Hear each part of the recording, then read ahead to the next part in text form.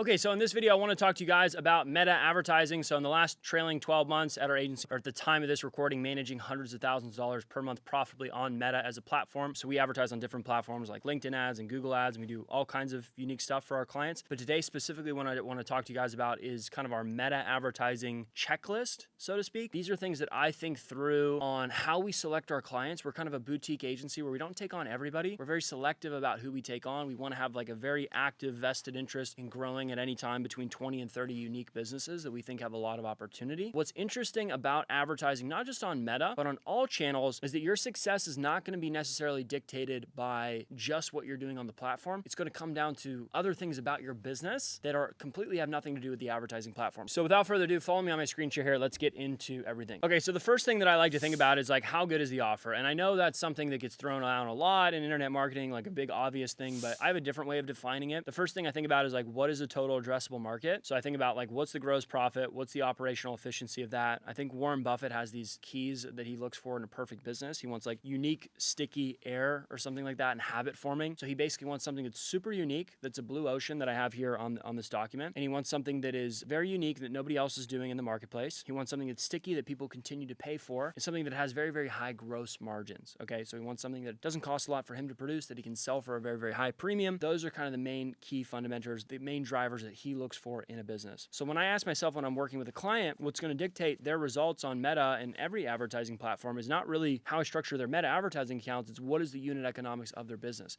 If you have a great business model, pretty easy to make paid advertising work. I think I heard Alex Hormozi say this. He said, fix the model, not the marketing. So I like to think about that a lot. We won't accept clients if we don't believe that they have a great model. We were working with a client. We had an interview with another client that reached out that wanted to work with us. They were doing about $3 million per year. I'm not going to mention their industry, but the margins were about 5 to 7% of $3 million per year business. And I told him, I said, dude, I don't think paid ads can work for you. And he was like super disappointed and super frustrated, but he didn't have great revenue retention. The margins were very slim. So I'm not going to get into too much of the specifics, but think about that in your own business. Fix the model, not the marketing. If you have a business model that never loses a customer and they stay for 20, 30 years and the lifetime value is extremely high, you're probably going to be able to make paid advertising work. Ask yourself before you start marketing on any channel, not just Meta, what's the opportunity? What's the total addressable market? That's a venture capital term. Like, how big is this opportunity here? Because I personally don't want to invest the time into creating an acquisition system, the emails, the SMS, the sales funnel, creatives, the messaging, the VSL, all these components if I know that I'm not going to be able to scale. I want to build one piece of infrastructure that scales to hundreds of millions of dollars. And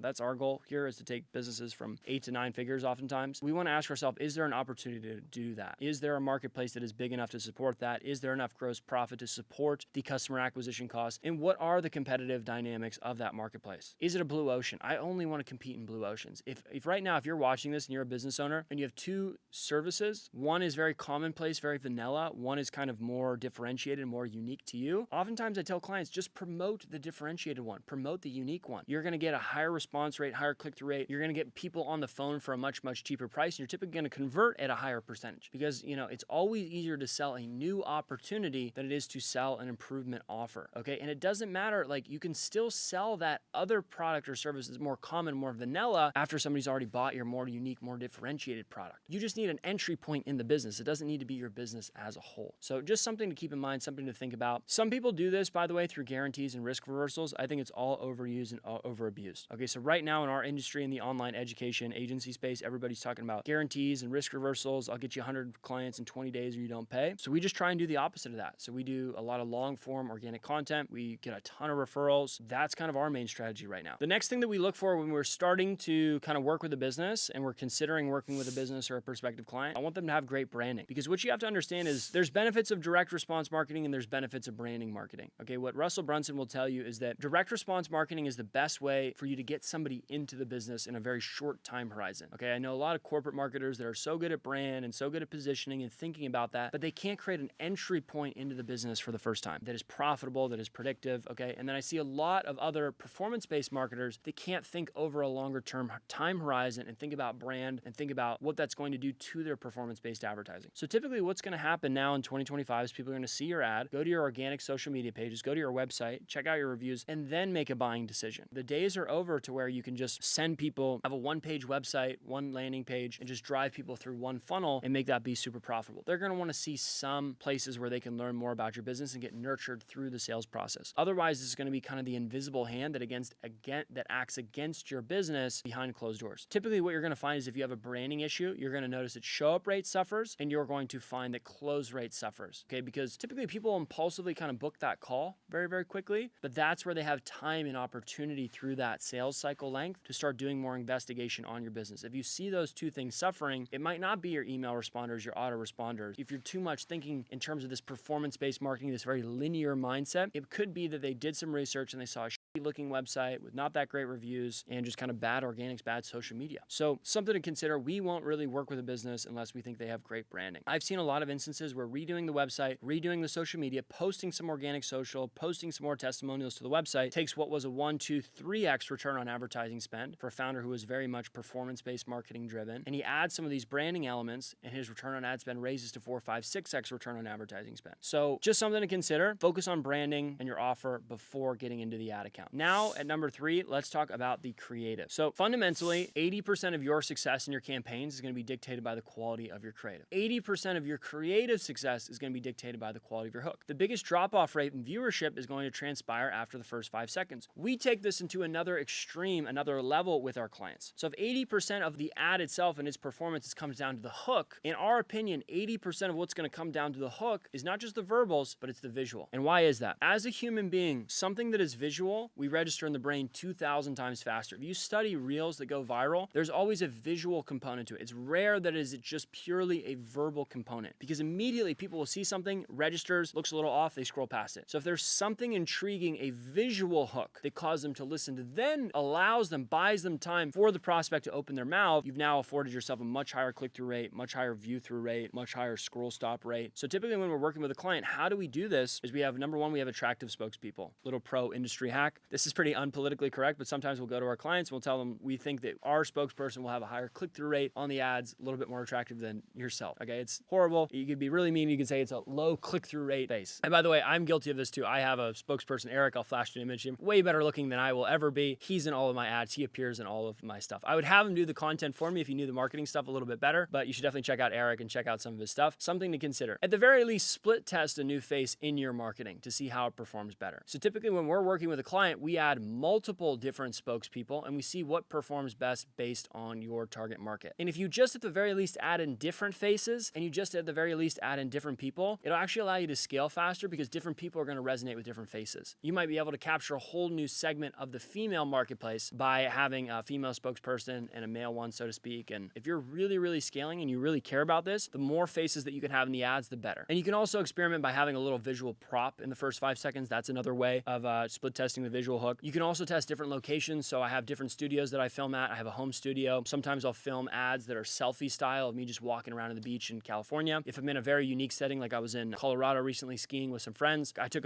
the opportunity to have kind of the unique visual hook of the kind of snowy mountain in the background. I took that opportunity to film a couple selfie ads when I was on top of the mountain. If the hook is the most important thing, you want to make sure that you test the visual hook, then the verbal hook, then the body, then the CTA, because those are in order the most important elements of that ad, basically. Every single marketer that I've ever worked with that is really, really good, they always start top down, but they miss that kind of first part of the visual hook. So start with the visual hook, then the verbal hook, then the body, the CTA, because those are in order the most important things. Typically what we find is like most media buyers that we kind of come in to take over for after they're not doing a great job is they're majoring in minor things. They're split testing things that don't move the needle very, very much. So you can spend 10 hours a day split testing the button color on your landing page, or you can spend 10 hours a day split testing your creative and your visual hook and your spokesperson. They can have massive fluctuations in your performance or the product that you promote or the offer itself. Okay, those are the things that move the needle a lot more, not just some kind of like dorky media buyer guy who's gonna like split test different button colors and stuff like that. You wanna test the things that move the needle a lot. And then once it's working, then you can do more micro iterations to try and see how much juice you can squeeze out of it. The next thing that I'm considering when I'm like thinking about bringing on a new client, what's the scale potential? How far can we take this? Is I wanna ask myself like, where are their ideal customers? If they're on Facebook and they have all the other components here to where it's not super competitive, big gross profit, good branding, good visual hook, everything like that, good creative. If I can scale them on Meta, that's a huge advantage because that's the best algorithm in the world right now. Second best being the Google algorithm and third best being the LinkedIn algorithm. It starts to get pretty tough when you're on LinkedIn spending more than $3,000, $5,000, $6,000 per day. That's when things start to get tough. Facebook, on the other hand, we have clients spending $10,000, $15,000, $13,000 per day and it doesn't budge because the algorithm is so sophisticated. Google is another platform that has tremendous upward scale potential, but it's harder to get your proof of concept, harder to get your targeting right. So let's say that I have all of these other components incentives in place here, but LinkedIn is my only way to get in front of those people. I know that it could be a 7-figure per year business, but it might not be an 8 or multi-9-figure year business because it's just hard to scale LinkedIn ads. The algorithm's just not sophisticated as much. I mean, really what they have done at Google and Facebook to refine this algorithm, I mean, it is unbelievable. I mean, we're living in a time with so much opportunity. I mean, traditional media and traditional advertisements, I mean, you had no ability to attribute sales, you had no ability to predict user behavior. Targeting on these platforms is phenomenal. So I like to ask myself, could I be successful in broad targeting with Facebook with this offer? If it is, I'm highly incentivized, I'm highly encouraged, and that's a big leading indicator to me that this is an opportunity that I should pursue and a client that I should pursue. Once I'm in the Facebook Advertising Manager, typically what I'm going to want to then do thereafter is I want to use one CBO campaign and I want to use automated bidding. All the time gets messed up. Every ad account I get into looks candidly like a mess. Even I'm surprised in some of the biggest accounts that we manage that were like $200,000-$300,000 per month in spend. The accounts are always a mess. They always have tons of different ad sets, tons of different campaigns, tons of different retargeting campaigns. In 2025, the algorithm is so sophisticated and so good, you can just have one campaign per business objective per country. So what you want to do is you want to have that one campaign. You don't need to have the retargeting campaign because the CBO campaign structure we're going to talk about here in a second will actually retarget for you. And by the way, it wasn't always like this. In 2016 and 2017, I would have told you that I advise having a top of funnel campaign, middle of funnel campaign, and bottom of funnel campaign. Okay, but in 2025, I'm just getting better results, and my mentors and people in my space that spend 9 figures per year on ads are getting better results with one campaign per business objective. So what you're going to want to do is create one CBO campaign. You're going to want to upload your top performing creatives, and then you're going to notice what starts to get spent. You need to shift your mindset from I need to spend on an ad to determine if it's good to rather giving the algorithm a new asset and saying, hey, Facebook, you can use this ad or you cannot use this ad. And then if it starts to allocate spend to that ad, you know that you have a very, very high quality creative. There's so many leading indicators for these machine learning platforms and for this algorithm on Facebook and Meta specifically to where it can predict if an ad is going to be successful just allocating a few $100s in spend. It can look at the scroll stop rate, the click-through rate, all these very leading indicators. It knows immediately if something is going to be successful or not. It doesn't even need to spend that much money on it. Versus if you're still relying on outdated media buying tactics, you're using ad set budget level optimization, which you force the platform to spend an even amount of money on a particular ad, you're just wasting a lot of money, in my opinion, because the algorithm is going to be able to read the writing on the wall much faster than you would ever be able to yourself. So what you want to do is you want to upload as many high quality creatives, different spoke people, different messaging into that main CBO campaign, and then you're just going to let Facebook do its thing. What Facebook is going to do is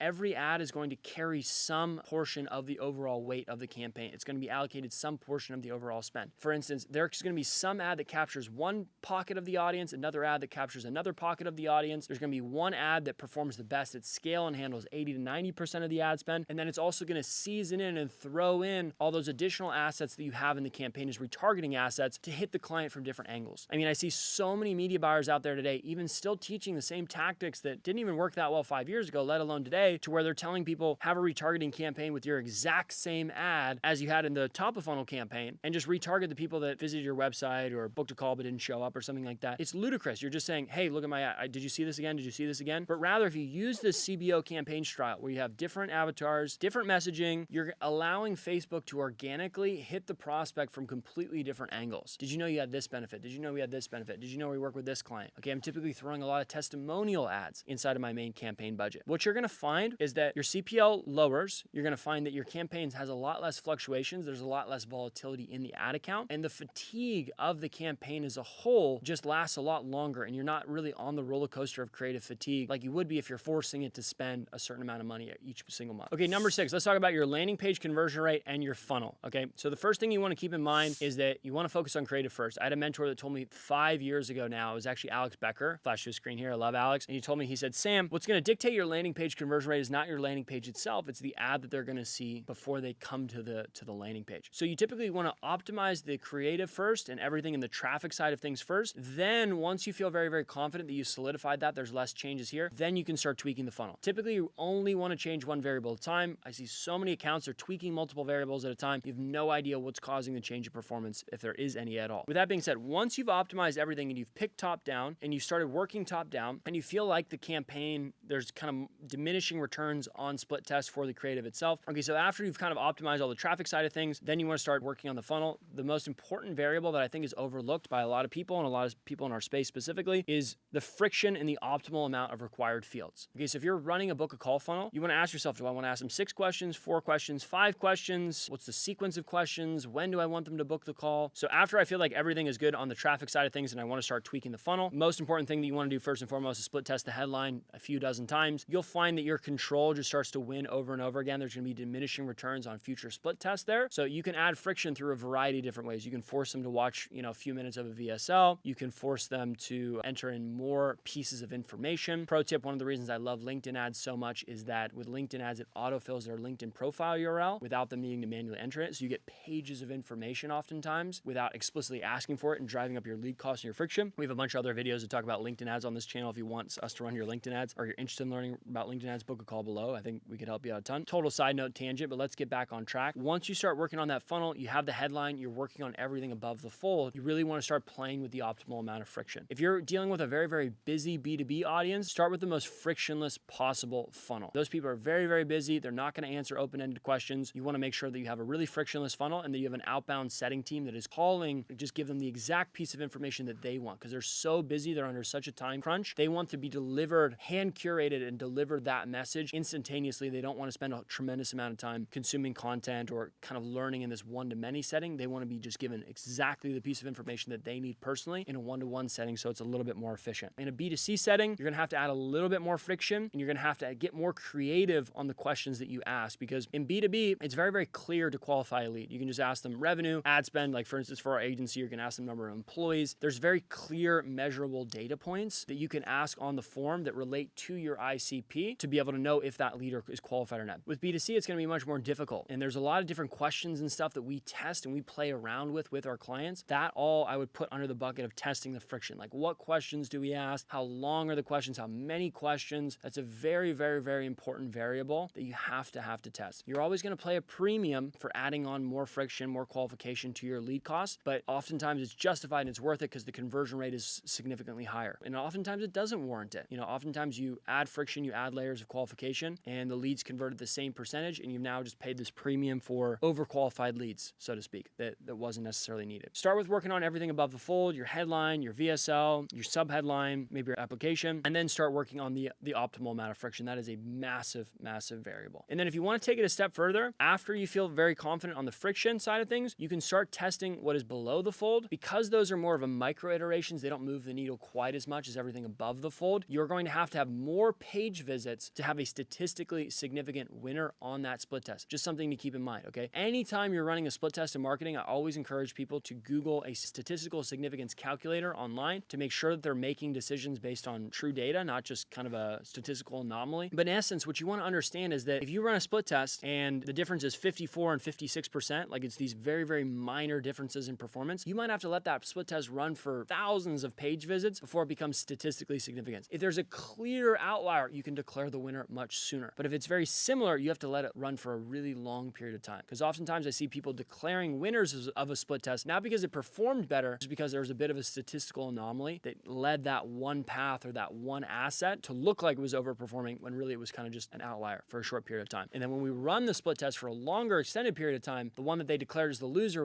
became the winner. Okay, so just something to keep in mind is statistical significance when you're declaring your split test winner. After you've done all of those things, if you do all those things, I'll be shocked if you're not making a 3, 4, 5, 6x return on advertising spend. Is all you're going to do is you're going to scale up or down your paid advertising CBO campaign, up or down 20 or 10 or 20% daily if it's within KPI. I was working with a client recently and they were spending $4,000 a day. Their current media buyer was prior to us working with them. And the blended return on advertising spend for the entire month was about 0.97 return on advertising spend. And this was a low ticket funnel. So that's pretty good. If you know digital marketing, you know online marketing, if you could spend $100,000 one month, get $97,000 back, you might say, oh, I lost $3,000. But no, you got hundreds of customers that you can resell to. So that actually could be very profitable for you as the business owner. But here was the issue that I told the media buyer. It wasn't a 0.97. It wasn't like consistent 0.97 return on ad spend for the entire month, spending $4,000 a day. They had a 3.9x return on advertising spend in the week of Black Friday leading up to Black Friday. And then they had like a 0.6 return on advertising spend for the rest of the month. And they were just hemorrhaging money at $4,000 a day in spend for the rest of that month. Okay, if they had followed this protocol and they would have scaled up or down 10 or 20% daily based on if they're within KPI, it would have saved the business owner hundreds of thousands of dollars per month in paid advertising spend. I see so many media buyers that'll just let it run for months and weeks on end. It's very common. It's the reason why we only work with about 20 clients at any given time is because we really want to focus on scaling vertically because it's so easy if you're a media buyer and you're managing 50 accounts accounts to just forget about one account and let it spend for 2 months and rack up a big bill. We've thankfully never done that at our agency. We've managed a lot of accounts at different periods of time, but we've never let something spend. We check it every single day. And if it's within KPI, so that early leading indicator of like cost per lead or cost to acquire a customer for our e-commerce clients, and then we scale up or down 10 or 20% daily if we're within KPI. And then as you're scaling up, you have to increase the volume of creatives that you put into that main CBO campaign. The more unique spokespeople, the more unique angles, that's going to allow you to scale further because you're hooking in different segments of that marketplace. Keep scaling up, keep pumping more creatives into your main CBO campaign, and you'll watch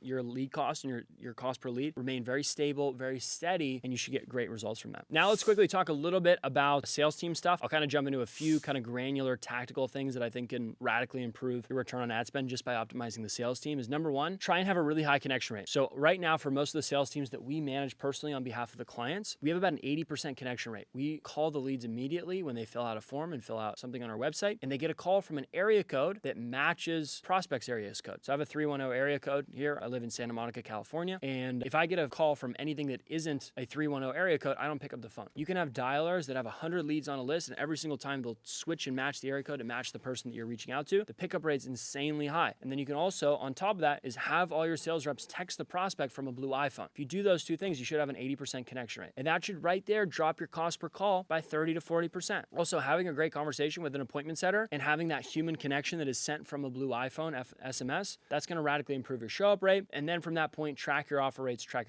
your close rates. 90% of the businesses that we work in, they don't even track the numbers. If you just track the numbers, whatever you measure improves, I think you'll be pretty good and you'll be better than 95% of sales teams out there. Last thing that I want to talk to you guys about today is actually on the CSM side of things. So the more money that fundamentally that you can make from a customer, the more that you're able to then scale the business. Okay, I know that sounds really like oversimplified, but a lot of people get so over obsessed with their 30-day return on ad spend. And it's a very important metric to your point, but there's kind of another metric, which is your CAC to LTV. So what is the customer worth in the first 30 days versus what are they worth in the lifetime of the customer? If you can just, really articulate and really curate your onboarding process with the client, with the new prospect, then sometimes you can add, 40, 50, 60% of revenue on the LTV side of things because they'll just stay a significantly longer period of time. We have a dating offer that we're running right now, a dating coaching consulting offer, and we're adding so many more upsells, so many more ascensions on the back end. I have to do the data and do the calculation, but I would bet it's about 30 to 40% more revenue than the trailing 30 days just by having a better onboarding call. We have the same ascension, same upsell process, but we're just delighting the customer within the first 7 days of a purchase. Famously, when Facebook was growing, Chamath, the person who directed growth there, he's a very brilliant guy. He found that if we could get them 7 new friends added in the first 7 days, they would stay on the platform of Facebook indefinitely. So we try and do the same thing with our agency or any offer that we work with is we ask ourselves, if we think that the lifetime value of the customer could be higher, we'll try and engineer more wins on the CSM side of things to get more quick wins on the business very quickly so that they can scale much faster. Because fundamentally, if a lot of times we'll go into a business and we'll say, wow, your current media buyer is actually doing a pretty good job. That's rare, by the way. 90% of the time we think they're doing a terrible job and we think we can be doing a lot better than they are. But if they are doing a good job and their cost to acquire the customer is pretty low, that cost to acquire a customer can only go so low. It's so hard to get that first dollar from a customer. The next $100 are so much easier because you already have that ingrained trust. It's so hard for people to take that first initial leap of faith. But once you have them, you just want to try and delight them and treat them like you could never market again. Treat them like you could never get a new customer again. And a lot of internet marketers are really good at getting customers. They're so easily able to replace the customers. They treat the customers pretty badly. Just something to keep in mind there is, and the way you can measure this and just not be kind of like, artsy and feely about this. And by the way, when we're working with a client, we don't do any of this based on kind of our gut intuition or feel on client success or customer satisfaction. We just make a simple automation in the CRM that 30 days after a purchase, they get a series of questionnaires, or 7 days after a purchase, they get a series of questionnaires. Some businesses, we've actually placed a CSM in the business for the business owner and tried to help them. And that CSM person took much more detailed, much more diligent notes, and they track things like activation points, which was the percentage of people that got a certain win. But the main things that we're looking for is we're looking for NPS scores and customer satisfaction scores. NPS it's called your net promoter score. So it's basically trying to assign this viral coefficient to the business. So basically, if people are labeled as 0 to 6, it asks them the question, how likely are you to refer the business to somebody else? If those people write 0 to 6 on that, they're typically detractors. They're going to say negative things against your business. If they're a 7 or 8, it's kind of neutral. That's not going to help. It's not going to hurt your business. 9 to 10, those are promoters. That's where you're going to ascribe your business could compound and grow exponentially. Let's say that 30% of people are 9 or 10s. That's basically like 0.3% of customers refer or something like that. So that can start to compound. Does that make sense? So you want to track different cohorts of clients. So for instance, you could say for the month of December, we're going to add this whole new CSM thing on, like an onboarding call or something like that, like an onboarding call. And then you want to track how that affects the NPS scores and the customer satisfaction rates. And in order to do all of this, you're going to want to have a really, really good CRM. Most of our clients are like that $2 to $3 to $4 million a year mark. If you're trying to scale to 10, that's a great point where I'd highly recommend that you move to HubSpot.com because of its reporting function specifically. HubSpot is incredibly good at having this all-in-one platform to where you can report on really, really good data through your sales process, through your customer success process, through your marketing process. It's incredible from that standpoint. So we've tried, we have clients that are on Selend. We have some clients that do Close.com CRM. We have people that are on ClickFunnels. So we've tried pretty much all of them. Highly recommend that if you're kind of at that $2 to $5 million a year mark, you move to HubSpot.com. We actually build HubSpot CRMs for a lot of our clients. And our favorite thing to do is create those dashboards in place. I love it when I have very, very clear data at the end of each month to be able to report back to the client and let them know what result and what impacts we're making on the business. It's so rare that we come into a business and we think that they are tracking all of the numbers and all the data that they should be. Most of the time, it's just very messy. It's very discombobulated. The founder has all these narratives and these ideas about what could be going wrong. But if they had a clear data and tracking system in place, the right answer on what they should be allocating their resources to, it would be painfully obvious as opposed to this very kind of confusing narrative. So that is pretty much everything that I think through that allows us to spend, $300,000 per month right now and just on one offer for one of our clients profitably. I think about how good is their offer? How good is their opportunity? How competitive is it? How good's the branding? Then I start to think about, okay, how good is their creatives? Can we make the visual hooks better, the verbal hooks better? I start to think about what does the ad account look like? What platform can I leverage to get after their ICP, their ideal client profile? Then I start tweaking the landing page. I start thinking about, what's the optimal balance of friction, not letting anybody with a pulse through the funnel versus not being too restrictive and just adding too much friction in that process. I think about what's the structure of the ad account. Are they operating an ABO where they're kind of choking the meta algorithm and forcing their narrative upon the AI that is far superior, far smarter than they would ever be as a media buyer? If you let Facebook do its thing, one CBO campaign, one DCT structure, uploading tons of creatives into that main CBO campaign, you're typically going to have a much lower CPL than you would otherwise through doing some kind of the outdated media buying tactics that I would have advocated for 2014, 2015, 2016. If you do everything well there and everything from that point forward is doing really well, just scale up or down 20% daily, check the ad account every single day. Cost per lead, cost per purchase starts to get out of whack, scale down. Things start looking really good, so you can scale up if the sales team can handle more leads, or if it's an e-commerce store and you have inventory, obviously just scale up. And then from the sales rate side of things, we're not going to get too much into sales today. We have some videos that talk about our appointment,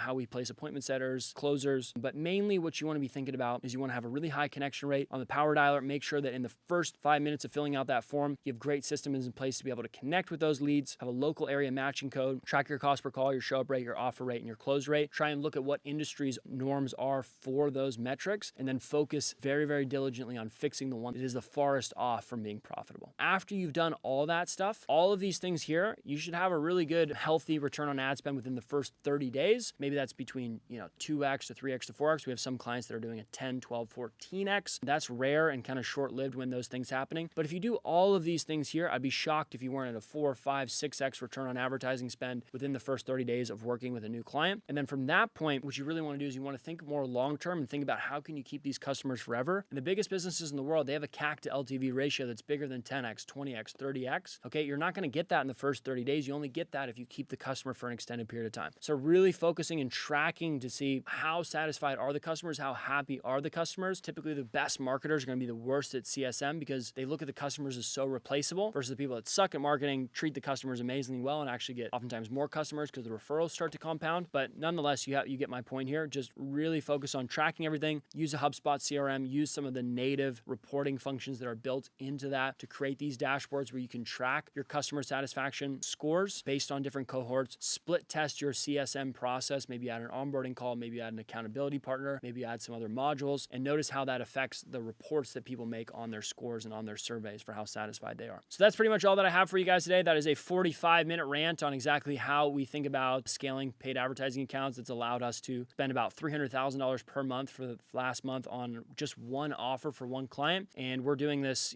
we're managing hundreds of thousands of dollars per month across 20 different industries right now. If you're listening listening to this and you think, I would love to have Sam take a look and give me a second opinion on an existing channel that's working pretty well for me and help me scale that. Or conversely, if you say, hey, I have Facebook is working really well, but I'd love to talk to Sam and his team about adding in LinkedIn or YouTube, I would love to have a conversation with you. All you need to do is fill out your information below. We'll be in touch. Typically, to work with our agency, you got to be doing about $50,000 to $100,000 per month in revenue. That's a great starting point to start to build a relationship together. If you're doing less than that, still might be worthwhile to fill out your information below, because we do have some kind of more less hands-on done for you solutions. We have some more consultations and some coaching calls and stuff that we can, coaching programs that we can put you in to help service you if you're not ready for that done for you agency capacity. So regardless of your situation, we can probably help or refer you to somebody who can help your specific situation. Hope this video was helpful for you. Look forward to speaking with you, and I'll talk to you soon. Thanks.